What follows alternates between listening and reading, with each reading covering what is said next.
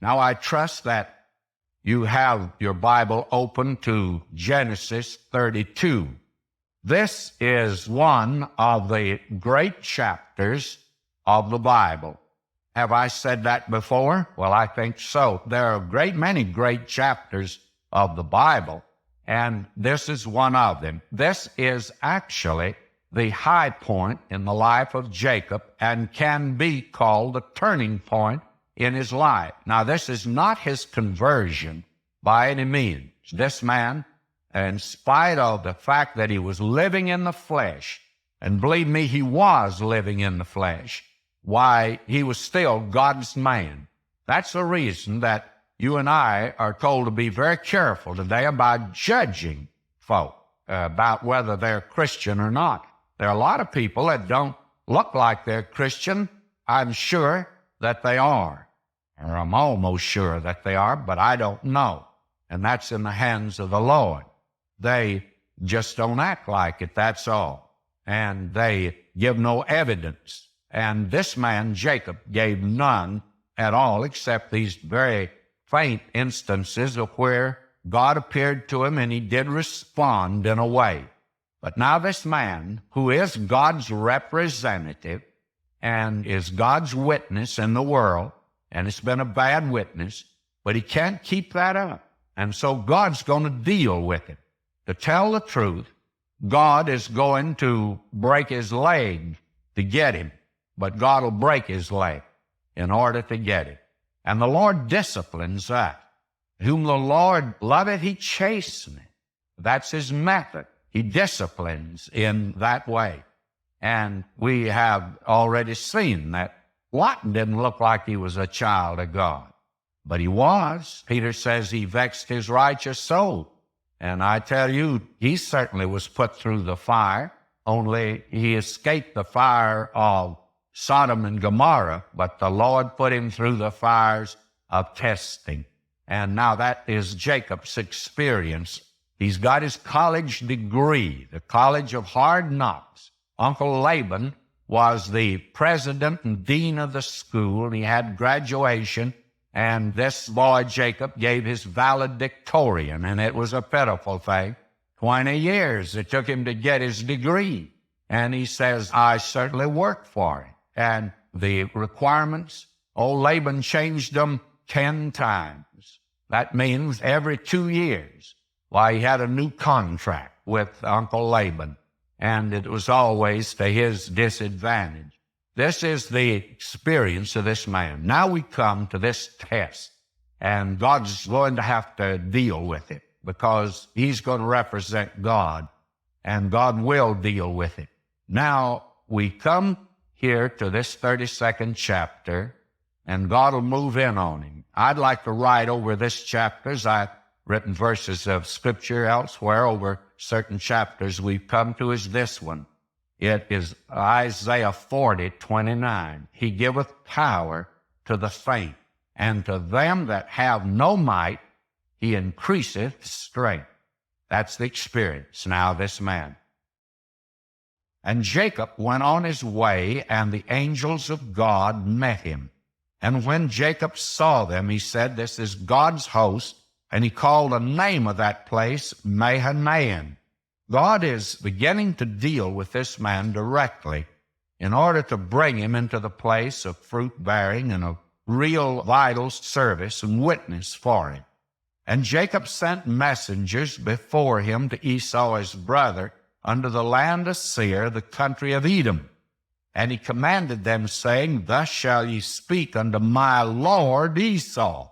Thy servant Jacob saith thus, I have sojourned with Laban and stayed there until now, and I have oxen and asses, flocks and men servants and women servants, and I have sent to tell my Lord that I may find grace in thy sight. This boy Jacob is still clever, isn't he? He just can't let go, even after his experience with Laban now, and he's returning back, and he remembers now the last time, 20 years before that, why Esau was breathing out threatenings against him.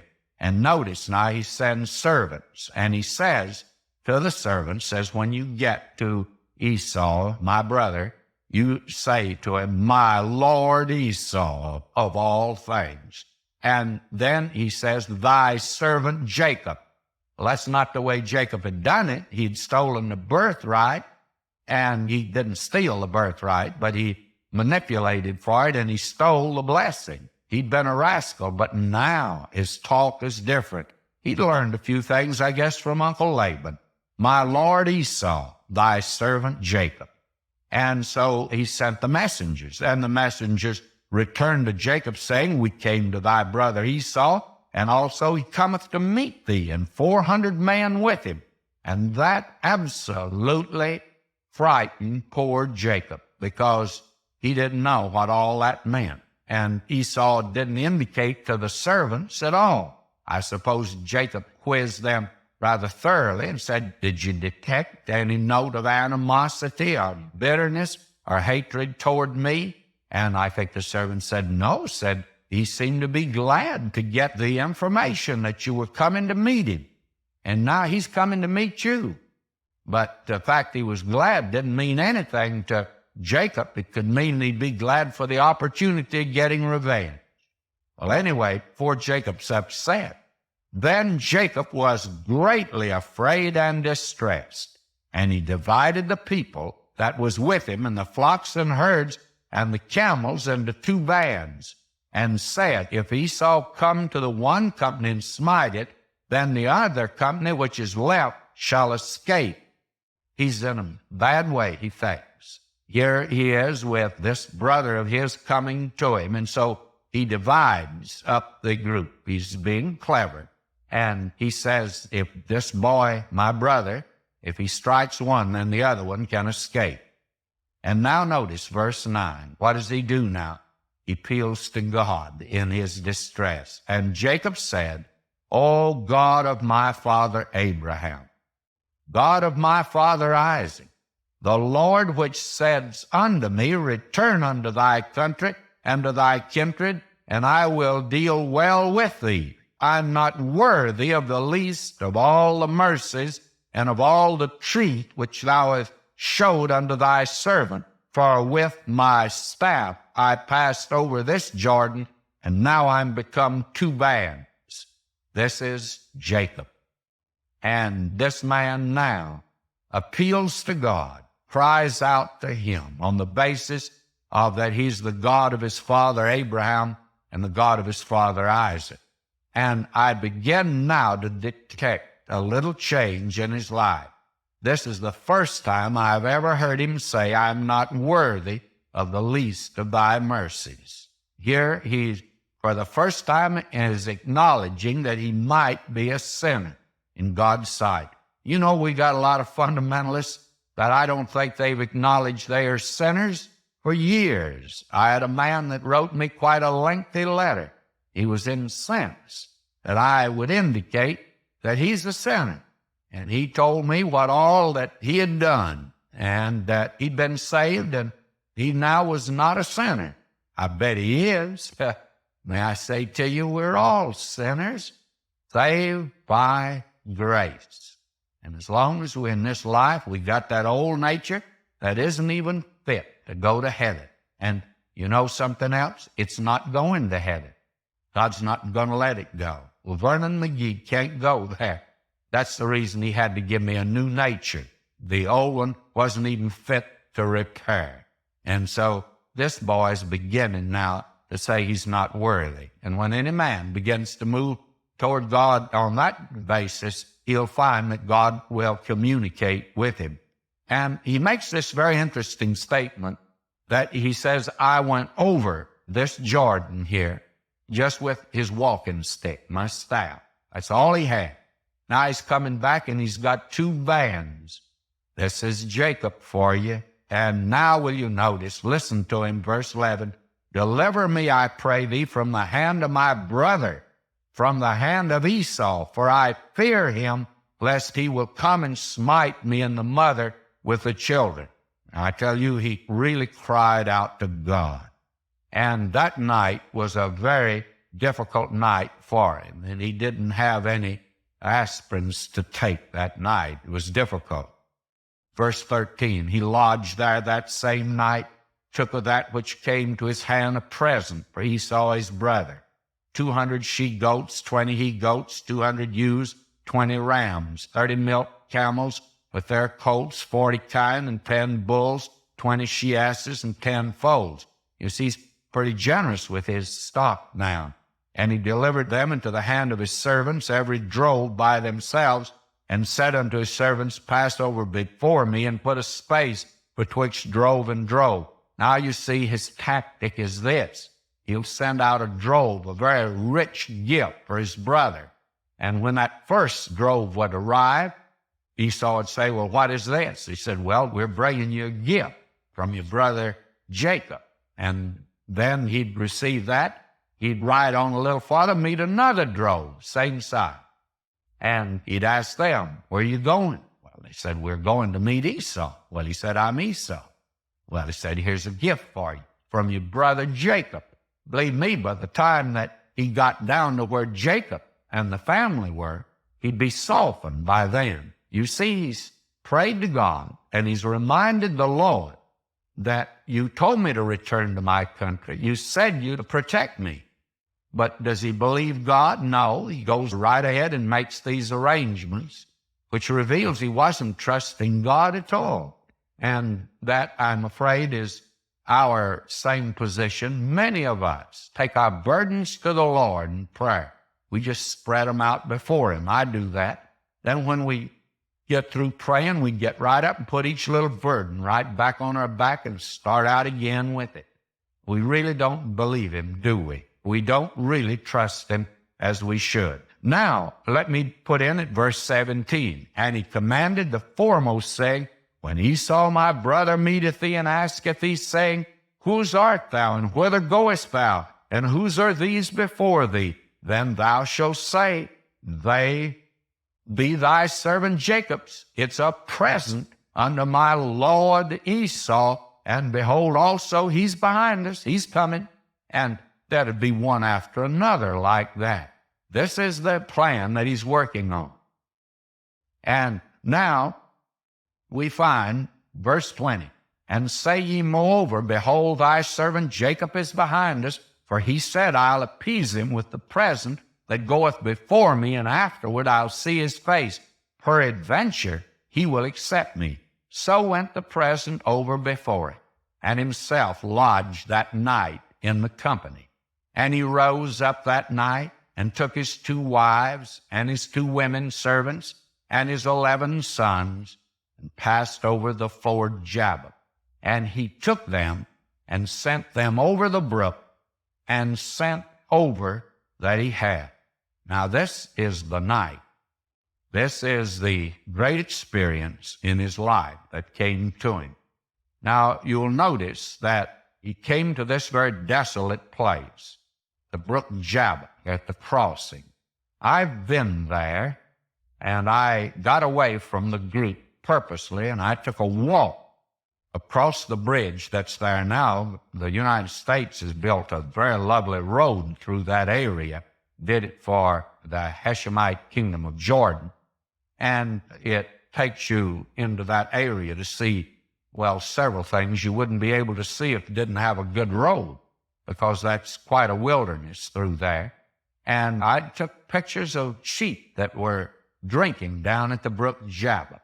It's a crossing there, but a very bleak place. It's right down between 2, we'd call them hills. They're not really mountains, but it's a very mountainous country. It's a very rugged country. And here is where this man came that night. He's not a happy man, and he's filled with fear and doubt. So you see, chickens are coming home to roost. He'd mistreated Esau, and God never told him to get it that way. God would have gotten it for him. And so that night he sent across the brook Jabbok all that he had, but he stayed on the other side, because even if his brother came, it might be he'd spare the family and just maybe kill Jacob. So Jacob's left alone. Now verse 24, and Jacob was left alone, and there wrestled a man with him until the breaking of the day. Now, there's several things I'd like to get straight as we come to this wrestling match. I've heard it said that Jacob did the wrestling. Actually, Jacob did not do any wrestling at all. He didn't want to wrestle anybody. Let's be very frank. He has Uncle Laban back of him, who doesn't mean good at all. And he has his brother Esau ahead of him. And actually, Jacob is no match for either one. And he's caught now between a rock and a hard place. And he doesn't know which way to turn. Now, do you think he wanted to take on a third one that night? I don't think so. Time magazine, quite a few years ago, they put in the sporting section of the magazine, the writer there, he says, concerning the votes for who was the greatest wrestler, it says, not a vote went to the most famous athlete in history, Wrestling Jacob. And lo and behold, they got a letter in the mail from someone who wrote in, says, can you tell me something about this wrestler Jacob? They had never heard of him before, and evidently they had never read their Bible at all. Well, he's no wrestler. Let's make that very clear here at the very beginning. That night, he's alone because he wanted to be alone, and he wasn't looking for a fight that night. Now, this man who wrestled with him, that's the question, who is this one that wrestled with him that night? Well, again, there's been a great deal of speculation about who it is, but I think it's none other than the pre-incarnate Christ, and I have some evidence for it. Over in Hosea, the 12th chapter, and I'd like to turn to that. Let me read this, chapter 12 of Hosea, verse 1. Ephraim feedeth on wind, and falleth after the east wind. He daily increaseth lies and desolation, and they do make a covenant with the Assyrians, and oil is carried into Egypt. The Lord hath also a controversy with Judah, and will punish Jacob according to his ways, according to his doings will he recompense him. He took his brother by the heel in the womb, and by his strength he had power with God.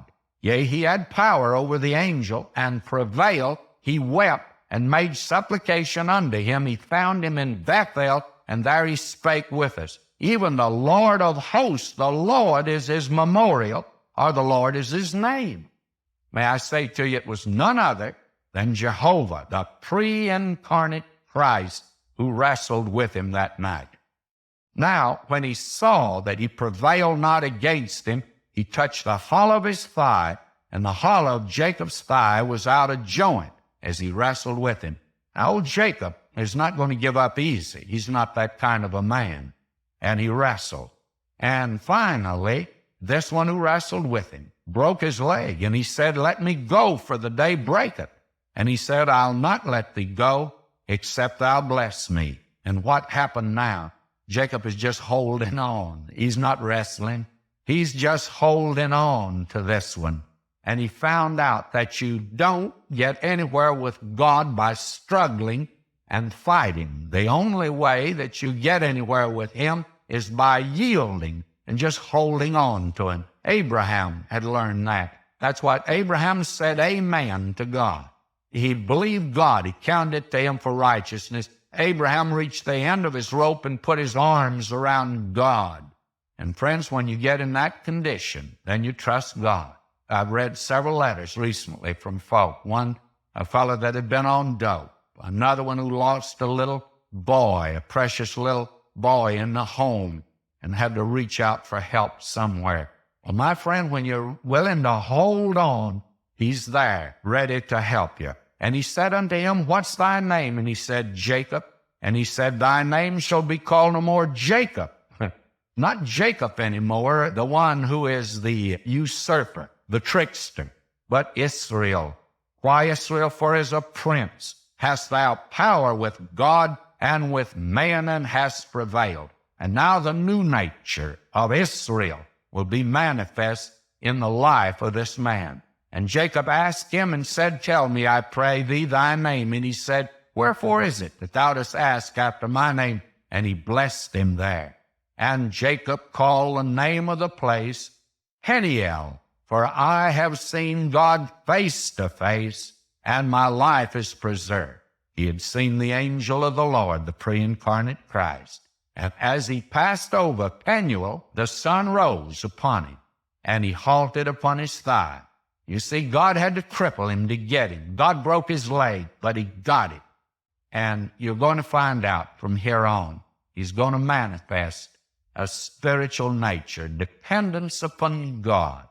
Another young man in the New Testament, a son of Jacob, by the name of Saul of Tarsus. He tells us his struggle in the 7th of Romans, that he couldn't win.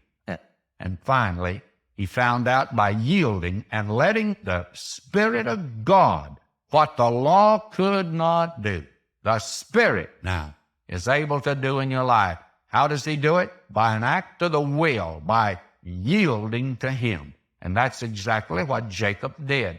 Jacob won, but he won. He got the victory not by fighting and struggling, but by yielding. And that's the only way you and I will get anywhere with God today. Now today, friends, as we come to this 33rd chapter of the book of Genesis, we're following along in the life of this man Jacob. Now, last time we saw what we call the high point in his life, and that high point was that he met God. God went after him. That night, we're told a man wrestled with him, and the man did the wrestling, not Jacob. He's not looking for another fight. He's got enough trouble on his hands. He has Uncle Laban back of him and brother Esau ahead of him. And the last time he saw both of them, they were breathing out threatenings against him.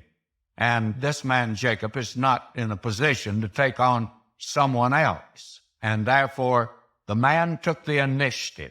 He was the aggressor. And as we said, it was the pre-incarnate Christ. Now, if you'll notice how God dealt with him, how the Lord dealt with him, this man Jacob refused to give in at first. That's typical of him. And he knew a few hopes. He thought that after a while he'd be able to overcome. He found out he couldn't overcome, but he would not surrender. And so what did God do? Well, absolutely, God in a moment with his superior strength could have pinned his shoulders down.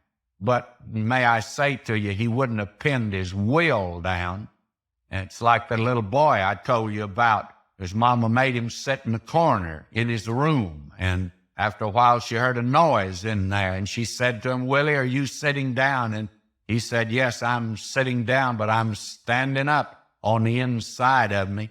And old Jacob would have been standing up on the inside of him. He wasn't ready to yield. And notice how God did it. He touched the hollow of his thigh. Just a touch of the finger of God. And this man becomes helpless. But you see, God's not pinning his shoulders down. This man keeps on with him. And Jacob holds on to him. The man says, "Let me go." And Jacob said, "No, I want your blessing." He's now clinging to God. The struggling and striving is over. And from here on, I think you're going to find a man not in a moment's notice change, because psychologist tells you today that these habits we form, they set up certain synaptical connections in our nervous system, and we do things by habit. We're creatures of habit, and this man will lapse back in his ways many times. But I want to tell you, we begin to see something in the man now, and before we're through with him, why we find that he is a real man of God. Actually, we see him at home and in the land of Haran. He's a man of the flesh. And then here at Peniel, at the brook Jabbok, he's fighting. And now after this, and on down into Egypt especially, he's a man of faith. First, a man of the flesh, a man that's fighting, struggling, and then a man of the faith. Now that's the Apostle Paul. There were 3 periods in his life. He was converted, and then he thought he could live the Christian life. And that's where I made my mistake. When I became a Christian, I frankly thought I could live the Christian life. After all, Vernon McGee didn't need any help. I could do it as easy, but I didn't do it. That was the hard part. And that is the part where you'll recall that Paul had his problem. What I would not do, I continue to do. And he found out that there was not only no good in the old nature, but there was no strength or power in the new nature. And finally, we hear him crying out in Romans 7, verse 24, "O wretched man that I am, who shall deliver me from the body of this death?" And then something happened. I thank God through Jesus Christ our Lord. And it's through him that you'll have to do all your thanking, because that's where your help is going to come, through him. So then with the mind, I myself serve the law of God, but with the flesh, the law of sin.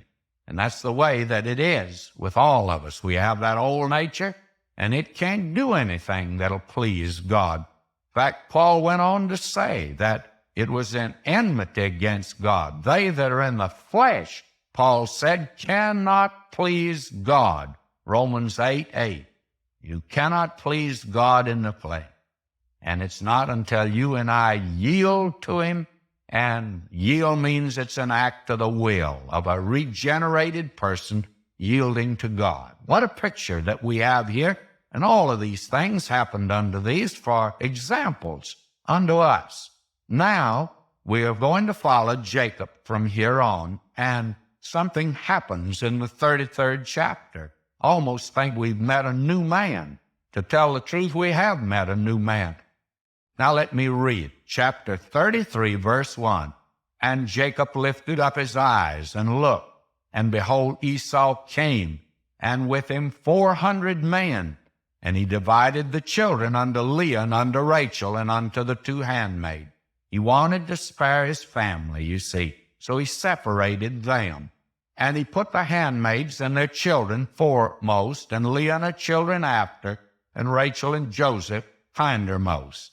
And he passed over before them, bowed himself to the ground 7 times until he came near to his brother." Now, you know, I'd love to have had a picture of Jacob meeting his brother Esau. I suppose he was a mile from him, and he started bowing. He came with his hat in his hand, because this man Esau has 400 men with him, and this man Jacob doesn't know how he's coming, whether it's as a friend or foe. Now notice, though, verse 4. "And Esau ran to meet him, and embraced him, and fell on his neck, and kissed him, and they wept." Well, they're twins, they're brothers, and let bygones be bygones. I think Esau, God had certainly touched him, because he had sworn vengeance that he'd kill his brother. Now will you notice, "And he lifted up his eyes and saw the women and the children, and said, Who are those with thee? And he said, The children which God hath graciously given thy servant. Then the handmaidens came near, they and their children. They bowed themselves. And Leah also with her children came near and bowed themselves. And after came Joseph near and Rachel, and they bowed themselves. And he said, What meanest thou by all this drove which I met? And he said, These are to find grace in the sight of my Lord. Jacob, I think, believes for a moment that his strategy of approaching his brother had worked. But notice, it wasn't necessary. And listen now to Esau, and what a change. And Esau said, I have enough, my brother. Keep that thou hast unto thyself. I have enough, my brother. That's what Esau said. You didn't need to send that to me. After all, Esau had plenty.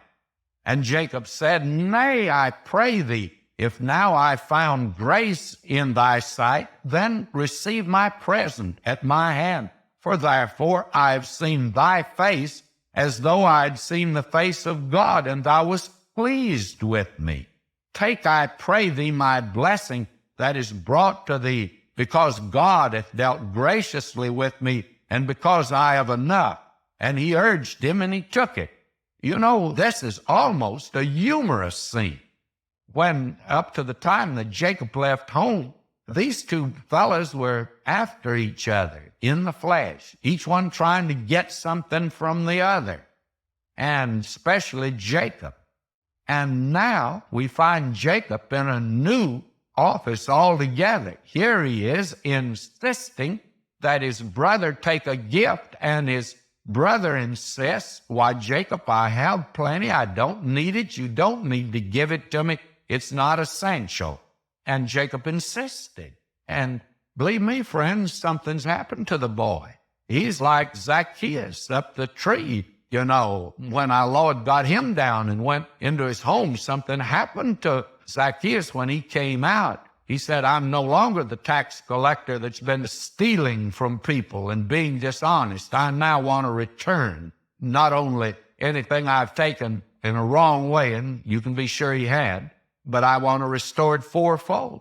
What a difference. What a change had taken place. And you certainly knew which house Jesus had visited. And certainly here's a man that's a little different than the man that we met before. What a change. Before, he traded a bowl of soup to get a birthright. Now he's willing to give flocks and herds to his brother for nothing. And his brother doesn't want to take it, and he insists. Now his brother finally took it. He urged him, and he took it. Why? Because in that land, in that day, to have refused the gift that was urged upon you like this would have been an insult. And so Esau takes it. And he said, let us take our journey and let us go, and I will go before thee. Esau said, you'll return back to the land. Now let me go before you and show the way. I'll be protection for you also. Verse 13 now of chapter 33 of Genesis, I'm reading. He said unto him, my Lord knoweth that the children are tender, and the flocks and herds with young are with me. And if men should overdrive them one day, all the flock will die. And Jacob said, I'm moving with my family, and I have flocks here and herds, and they have little ones, and I can't go very fast. Now, you, of course, with that army of 400 will probably want to move much faster, so you go ahead. Now he says, verse 14, let my Lord, I pray thee, pass over before his servant, and I will lead on softly, according as the cattle that goeth before me and the children be able to endure until I come unto my Lord unto Seir. You see what he wants to do now. He said, I can't keep up with you, brother Esau, but if you let me go ahead, then we'll set the pace that we can keep. But you probably should go ahead. Verse 15, and Esau said, let me now leave with thee some of the folk that are with me. And he said, what needeth it? Let me find grace in the sight of my Lord. So Esau returned that day on his way unto Seir. That's where he lived, down in the land of Edom. And so Esau returns back to his land, to his home, and he leaves, though, a guard to go along to assist Jacob. Now, verse 17, and Jacob journeyed to Succoth and built him an house and made booths for his cattle. That is, he put up barns for them. Therefore, the name of the place is called Succoth. Now, here is something that you can just pass by so quickly and easily without paying too much attention to this at all. The great change has come in this boy now. That is, this man Jacob. All of Jacob's clever scheming, you see, to present a gift to his brother Esau, it just comes to naught. And God had prepared the heart of Laban not to harm Jacob, so God prepared the heart of Esau to receive Jacob. And now he has peace on both fronts. And Esau did not want the gift of Jacob, as he had an abundance, but Jacob insisted that he take it, which he did, and both of these brothers seemed to be generous and genuine in their reconciliation. We have no reason to doubt it. And since Esau was now prosperous and attached no particular value to the birthright anyway, there's no reason why he should not be reconciled to his twin brother. Now the sunshine is beginning to fall on Jacob's life now. Laban is appeased and Esau is reconciled. God arranged all this for him. Now, had Jacob been left to his own cupidity and his own cleverness, he would have come to his death in a violent manner. Jacob is going to look back over his life before too long, and when he does, he's going to see the hand of God in his life, and he's going to give God the glory. However, the evil he has sown, it's going to bring forth a full harvest. Trouble is the offing for this man. It's there waiting for it. Esau returned that day on his way unto Seir. And we find here that we can write over that verse, there is the way that seemeth right unto a man, but the end thereof are the ways of death. So we bid goodbye to Esau for the time being. He'll be back, however, for the funeral of his father Isaac when he dies. Now, Jacob is sometimes criticized because he stopped here at Succoth and did not proceed on to Bethel. We actually ought not to expect too much of Jacob at this time. He's been crippled, and he's just learning to walk with his spiritual legs. Jacob builds an altar here as his grandfather Abraham was accustomed to do, and the fine features that Jacob identifies his new name with the name of God, Elohi, Israel, God, the God of Israel. Now, this is real growth in a man who's just learning to walk. Let's put it like this. He's on the way to Bethel, but he hadn't arrived there yet. And so we find him journeying here to Succoth. And now I read verse 18.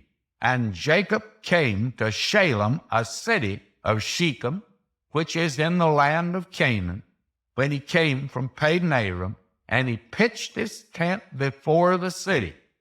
And he bought a parcel of field where he had spread his tent at the hand of the children of Hamor, Shechem's father, for 100 pieces of money. And notice this, and he erected there an altar, and he called it Elohi Israel. Up to this time, you'll find that this boy has not erected many altars to the Lord God of his father. He just hasn't done that. But now he becomes a testimony for God. Now we're going to see when we get to the next chapter here that he made a mistake in stopping in this place. We're going to see that there's a scandal in the family of Jacob, that Dinah, the daughter of Jacob, by Leah, is defiled by Shechem, son of Hamor the Hivite. And Simeon and Levi, her brothers, her full brothers, they avenge this act by slaying all the inhabitants of the city of Hamor. And you can't justify that. And this is a dark blot on the family of Jacob. And it reveals the fact that he didn't get away too soon when he left his uncle down in the land of Haran. We need to see that God was right in getting him away from that environment. There are two things that God in Genesis spends a great deal of time doing, and I was paused to call attention to it. I think I have mentioned it once or twice. I've mentioned these things separately, but now let me mention them together. First of all is the heredity. God is very much concerned that a believer marry a believer and that a believer not marry an unbeliever. That's important for the sake of heredity. Now, the second thing is the environment of the individual. And you see that especially in the life of Jacob. He has a big family. Not only were there 12 sons, there were daughters. We're only given the record of this one because she features in this chapter here, and it's a sad one. It's a very sad one. Now, therefore, there's something else for us to note here as we come to it, because this is important to the understanding of Genesis, and that is that there's trouble in the families. Have you noticed that? There was strife and trouble in the family of Abraham. there was strife and trouble in the family of Isaac. We saw there that here was Isaac having a favorite. Esau was his favorite. And Rebekah, well, her favorite was her son, Jacob. And that caused trouble in the family, a great deal. Now we see there's a great deal of trouble in the family of Jacob. Well, he has quite a few offspring about.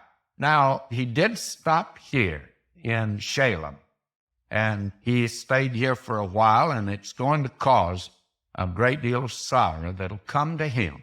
And very frankly, chapter 34, and we may not spend too much time with it next time, but it's a sad and sordid chapter here in the book of Genesis. We have another one coming up, but this is a sad and sordid chapter, and it must have been a heartbreak to old Jacob at this time, and probably we ought to call him Israel because that is his new name, and he's built an altar, and there's one thing that's for sure. He's giving now a testimony to the living and true God. There is a change in his life, and it's a growth, it's a development. And again, I want to make this statement because this is a lesson for us today. Don't expect that as a Christian that you're going to become full-grown overnight. Now, God adopts you into the family as a full-grown son, where you're able to understand divine truth because the Holy Spirit is your teacher. But your growth and my growth is slow. Progress is very slow because we may learn truths in the Bible, but we will find that in our lives that you and I go through very much like Simon Peter, stumbling here and falling down there. And thank God Simon Peter kept getting up and brushing himself off, and there came the day when he had a very close walk with the Lord. In fact, he walked to the cross even as our Lord did. But you and I need to recognize that in our own lives, the growth is slow, and therefore the growth in others. Don't expect too much. I know sometimes parents of children that are converted, they expect too much of them. Let's not expect too much of other folk, but let's also expect a great deal of ourselves. Now, if you found your place here in the 34th chapter of Genesis, you recognize that we're still talking about Jacob. A great deal is said about Jacob. He's a very colorful character, and he certainly keeps up the interest. And in the family that he has, there is one thing that stands out as something is always happening. There's not a dull moment. They continually give us quite a bit of excitement. And then there's such great spiritual lessons that are here for us. Now we are coming to this, though, that is very sad and sordid. The 34th chapter is not a very pretty chapter. In fact, we have 3 chapters in the book of Genesis that are not pretty at all. And do you know that they all concern the children of Leah? Leah, the eldest daughter of Laban that was given to Jacob. And I think this gives evidence of the fact that God does not approve plurality of marriages. The very fact this was forced on Jacob to a certain extent, but that didn't make it right by any means. And we find here that Jacob at least went along with it, and we find here in this section that the children of Leah are all involved in sin. Now, she had 4 boys, Simeon and Levi, and also Judah. And in the 35th chapter, we're coming to another one of the sons, and that concerns Reuben, the firstborn. So every one of our sons turned out rather badly, at least sin in their lives. Now, there is something else to note here. We're dwelling on the families. God is putting an emphasis there. We've said a great deal about the strife that's in all of these families, but now you notice another element that is entered in, and that is there is a sordidness there is a shoddiness that has seeped into the family of Jacob that was not in the family of Abraham or Isaac. A great deal of difficulty, and they had problems, but nothing like we have here now. And this again reveals the fact that God wanted to get this man Jacob and his family out from the home of Laban, out from that atmosphere, because of the very atmosphere, why that gave the background for these awful sins that are mentioned here. Now will you notice as I read this section here, and this man Jacob has stopped here at Shalem, and he has bought him a nice little place out in the suburban area of town, and he is attempting to orient himself with the culture of that day. Well, it wasn't a good place, and God wants to separate this man from that area. And believe me, after you read this chapter, you come to the conclusion he better separate him. Now I'm reading. And Dinah, the daughter of Leah, which she bare unto Jacob, went out to see the daughters of the land. She went visiting in this town of Shalem. And when Shechem, the son of Hamor, the Hivite, prince of the country, saw her, he took her and lay with her and defiled her. Or let me put it in the language that the papers of today, the news media, would say that he raped her. And if they can say it in print today and on radio and television, certainly this poor preacher can say it. I think the pulpit today has become weak because it's not strong, because it doesn't at least use the language of the day in which we live. And I do not mean the slang, but there's a lot of strong language that needs to be used today. Sin needs to be spelled out. There was a time when sin was sin. Now they've taken the S off of it, and you're in the N group today if you're a sinner. But that's not the way God spells sin. He still spells it with a capital S, a capital I, and a capital N. And you'll notice that I is right in the middle of the word. That's where all of us are. Now, this is the sordid story that we have before us. And the very interesting thing is that the boy, Shechem, was apparently in love with the girl and would have married her. Notice verse 3, and his soul clave unto Dinah, the daughter of Jacob, and he loved the damsel and spake kindly unto the damsel. Now, he really wanted to marry her and would have married her. And Shechem spake unto his father Hamor, saying, get me this damsel to wife. And Jacob heard that he had defiled Dinah his daughter. Now his sons were with his cattle in the field, and Jacob held his peace until they were come. And Hamor, the father of Shechem, went out unto Jacob to commune with him. And the sons of Jacob came out of the field when they heard it. And the men were grieved, and they were very wroth, because he had wrought folly in Israel in lying with Jacob's daughter, which thing ought not to be done. And we certainly agree that it should not have been done, but it had been, and now the fellow wants to marry you. Well, I tell you, when Jacob heard it, he called for these 12 boys of his to come in, and they had a war council. And I'm of the opinion that Jacob probably should not have made as much of it. And when Hamor, the father of Shechem, came out to him, it's obvious what he came for. He wanted to get the girl for his son's wife. And Jacob probably should have yielded to that, because that was, shall I say, the best way out at the time. It's certainly the thing they did. It wasn't the best way by any means, and God did not approve of it. And Hamor communed with them, saying, the soul of my son Shechem longeth for your daughter. I pray you, give her him to wife, and make ye marriages with us, and give your daughters unto us, and take our daughters unto you. Now, frankly, that would have been wrong, but this, I think, would have been right because of what had transpired and taken place. That is, that probably Dinah should have been given to him. Well, you notice now what happened. and ye shall dwell with us, and the land shall be before you. Dwell and trade ye therein, and get you possessions therein.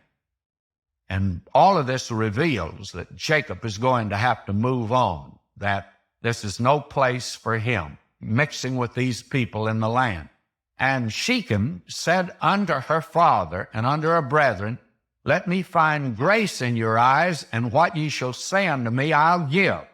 Ask me never so much dowry and gift, and I'll give according as ye shall say unto me. But give me the damsel to wife. And the sons of Jacob answered Shechem and Hamor his father deceitfully, and said, Because he had defiled Dinah their sister. Now, I feel like that Jacob here should have had certainly a little bit more to say to restrain these boys of what they're going to do, because they are deceiving the man. And they said unto them, We cannot do this thing to give our sister to one that is uncircumcised, for that were a reproach unto us. And the thing that disturbs me about the incident is that the sin that's been committed isn't the reproach, but the fact that he was a foreigner made it difficult or impossible to give her as a wife. But in this will we consent unto you, if ye will be as we be, that every male of you be circumcised. Then will we give our daughter unto you, and we will take your daughters to us, and we will dwell with you, and we will become one people. Now, this is the thing that they are to do, go through the ritual of circumcision. And this ought to be a warning today to a great many. I know a fellow that he married a girl. He told her that he would accept the Lord. In fact, the matter is, why they came in for counseling and asked me to perform the ceremony. And I, of course, would not, with him not being a Christian. And she claimed she would not marry him unless he became a Christian. Well, when he came in, I talked with him. He said he would accept Christ. And then we had prayer, and then I asked him, I said, Now, what have you really done? And I never heard such humming and hawing, beating around the bush as this boy did. And I very frankly said right before him, I said, Young lady, I'll not perform the ceremony. I don't think the young man is converted. Well, they felt like I was being very harsh, and they went down the street and got another preacher. He performed the ceremony. She told me later that he had come to her and told her she tried to get him to go to church. And of course, he had had a good reason for not coming to hear me preach, because I'd been so cruel to him. Then she agreed to go to another church, and they went 2 or 3 times. And then finally he just said to her point blank out, he said, Really, I'm not a Christian. Well, just to go through the ceremony, even of saying you trust Christ, doesn't mean you have. And joining the church, I find a great many people today, they think if they just nod the head, faith doesn't seem to mean very much to them. It's a tremendous experience, friends, to trust Christ as your Savior. There's nothing quite like it, nothing to compare to it in this world. When you trust Christ as Savior, it does something for you. Didn't do anything for that boy. You know, Mark Twain had the same experience. He was not a Christian, and he was in love with a very beautiful, wonderful Christian girl.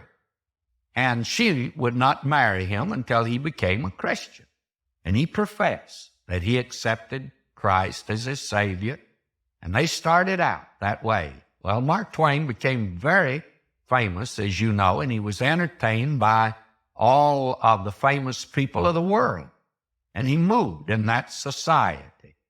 And one day when he came back to his home in Missouri, he said to her, when she wanted to go to church, he said, Look, and calling her by the pet name that he had for her, he said, Look, I can't keep up the front any longer.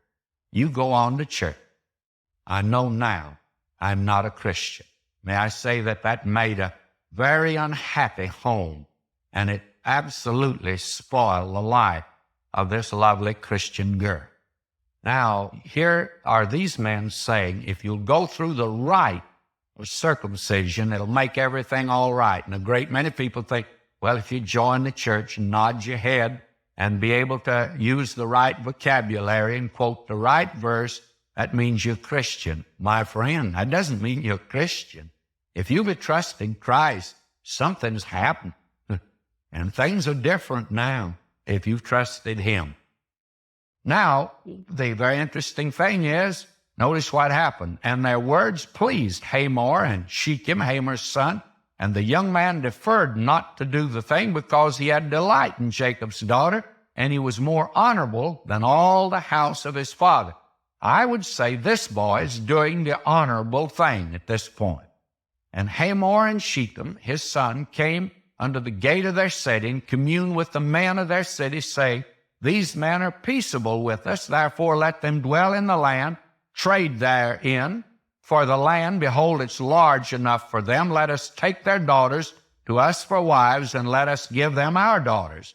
Only herein will the men consent unto us for to dwell with us, to be one people, if every male among us be circumcised as they are circumcised. Shall not their cattle and their substance and every beast of theirs be ours? Only let us consent unto them, and they will dwell with us. In other words, they expected really to rob Jacob before it was over. I'm going through the ceremony for everyone except the boy who wanted to marry the girl. It was as phony as it could be. It's like just joining the church when you're not converted. And unto Hamor and Shechem his son hearkened all that went out of the gate of his city. Every male was circumcised, all that went out of the gate of the city. And it came to pass on the third day, when they were sower, that two of the sons of Jacob, Simeon and Levi, Dinah's brethren, took each man his sword and came upon the city boldly and slew all the males. This was really trickery, let me tell you. And Dinah's brothers were Simeon and Levi. They were full brothers that wanted to get revenge. And notice their revenge. They go a little too far. And the very fact that Hamor intended to dispossess Jacob and his sons of the great wealth which Jacob had accumulated in Haran, it doesn't justify the brutal act of Simeon and Levi, but it does reveal the impossible situation of dealing with the inhabitants of that land. And the thing they've done is a very terrible thing. Now notice, they slew Hamor and Shechem, his son, with the edge of the sword, and took Dinah out of Shechem's house and went out. The sons of Jacob came upon the slain and spoiled the city because they had defiled their sister. The other sons joined in on this. Now this reveals something in the family of Jacob, as you can see, that's not right, that they had learned in the home of Laban. They took their sheep, their oxen, their asses, that which was in the city and that which was in the field, and all their wealth, and all their little ones and their wives took they captive, and spoiled even all that was in the house. And Jacob said to Simeon and Levi, Ye have troubled me to make me to stink among the inhabitants of the land, among the Canaanites, the Perizzites. And I, being few in number, they will gather themselves together against me and slay me, and I shall be destroyed, I and my house. Now again, notice something that is obviously wrong here in the life of Jacob. Jacob rebuked Simeon and Levi for giving him a bad name. He says, why, they'll all be after me. But he doesn't rebuke them for the sin that they've committed. That is the interesting thing here. We get today a wrong perspective, I think, sometimes of sin and of our actions. We think of the effect that it's going to have. Now, we have in the churches today, many men and women, for that matter, they won't take a stand on certain issues. Why? Well, the little crowd they run with may not accept them. They are with a little clique, and they don't dare stand for anything that the little clique wouldn't stand for. It's never a question of whether it's right or wrong. It's a question of whether it ingratiates me to the crowd. God have mercy today on Christians that shape their lives by those that are around them and are constantly looking for the effect their conduct's going to have on others. And they don't look on whether this is the right thing or the Christian thing, or as a child of God, is this something I should do or not do? And that's the reason our churches are filled today with those who compromise. And little wonder that today we have so many frustrated, unhappy Christians. I tell you, it's a wonderful thing to stand for the truth today. And when you stand for it, that you don't have to compromise. Wow, how wonderful it is when we'll do that. But poor old Jacob, he's growing, but he hasn't grown that far. You may be sure of that. And then these boys, of course, attempt to defend themselves, and they said, should he deal with our sister as with a harlot? Well, it's a good question. And I would say that if they wanted to take the judgment in their own hands, they first of all should have heard this boy out and let him marry their sister. It wouldn't be the right thing to do in the sense that it would be the best thing to do under the circumstances. But it's not the right thing by any means. But it's the only thing to do under the circumstances. And certainly that would have been better than to go to the extreme of murdering. And that's what it amounted to, the inhabitants of that land. And friends, there's no excuse that can be offered. And I hope no one's attempting to justify these men. I certainly am not. I have no defense to offer for them at all. They should not have done the thing that they did here. But we must understand that they are not living in the light of Romans 12. And Romans 12, beginning at verse 19, says, Dearly beloved, avenge not yourselves, but rather give place unto wrath. For it is written, Vengeance is mine, I will repay, saith the Lord. Therefore, if thine enemy hunger, feed him. If he thirst, give him drink. For in so doing, thou shalt heap coals of fire on his head. Be not overcome of evil, but overcome evil with good. Now, the whole thing boils down to this particular thing here. And that is, for a Christian today, Romans 12 is the policy that we should follow. The very minute we attempt to take revenge or get vengeance today, it means we're no longer walking by faith. We're saying we can't trust God to work this out. But very candidly, I'm not sure that you could bring these boys, and certainly Jacob, up to that level at this particular time. But you cannot justify this terrible deed that they have committed here. And you can well understand that they're acting because of their feeling for their sister and the shame that it brought upon the family. So you see that this boy Jacob now is beginning to see that a whole lot of chickens come home to roost, not just a few.